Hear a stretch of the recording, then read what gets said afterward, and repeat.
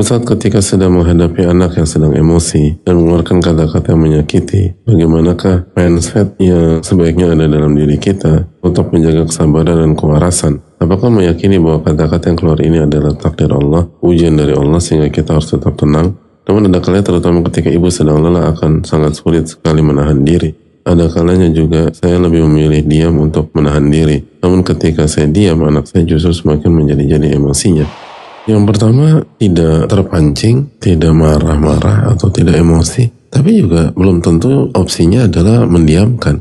Kan bisa tetap merespon dengan tetap tenang, tetap sayang, tapi nggak meledak, dan tetap mengedukasi bahwa ini salah, kata-kata tadi tidak baik, tapi dengan cara yang hikmah dan cara yang bijak. Karena kita tahu bersama, anak-anak seperti ini kan cari perhatian atau ingin memberikan pesan kepada orang tua. Padahal mungkin pesannya penting, cuman caranya salah. Kan kita harus dudukkan masalah, apakah ini pesannya salah dan caranya salah, atau pesannya benar tapi caranya salah. Dua hal itu nggak bisa disikapi dengan cara yang sama. Tapi lagi-lagi kan bicara tuh mudah ya, ketika ngejalanin itu kadang susah. Apalagi lagi capek, atau lagi PMS, atau lagi haid, atau berbagai kondisi yang nggak kondusif. Tiba-tiba anak seperti itu.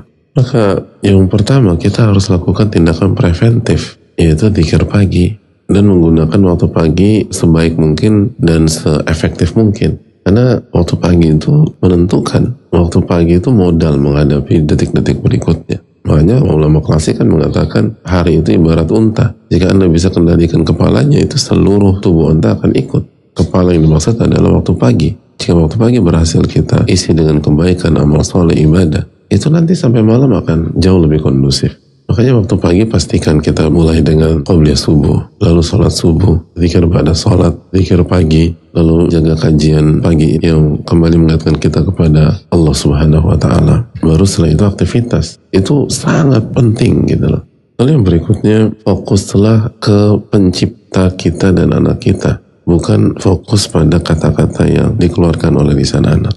Yang membuat kita sakit hati itu fokus kita ke kata-katanya. Jadi kalau kita fokus berzikir dan ingat kepada Allah, maka kita akan lebih menggunakan energi kita untuk bagaimana mengedukasi anak ini. Bukan tenggelam dalam sakit hati, tapi bagaimana ke depan dia bisa mengekspresikan atau mengungkapkan dengan cara yang bijak dan baik. Makanya sebagian ulama mengatakan bahwa berinteraksilah dengan manusia dengan mengingat Allah. Jadi yang kita hadapi di hadapan kita atau horizontal, tapi fokus kita tuh ke atas langit gitu loh. Dan ingat bahwa innama amwalukum wa auladukum fitnah. Allah berfirman, sungguhnya harta kalian dan anak kalian adalah ujian. Jadi poin yang berikutnya, kita harus segera menyadari bahwa ini adalah ujian. Jadi kata-kata itu bukan untuk dibaperin, tapi kata-kata itu Allah takdirkan untuk menguji ujian kesabaran, lalu ujian zikir, lalu ujian bagaimana mendidik ini anak. Lalu yang berikutnya ujian keikhlasan. Karena salah satu yang menyakitkan orang tua adalah, kok tega dia bicara demikian? Saya kan ibunya, saya mengandungnya, saya mempertaruhkan nyawa untuk melahirkannya. Dan itu yang semakin buat kita sakit hati.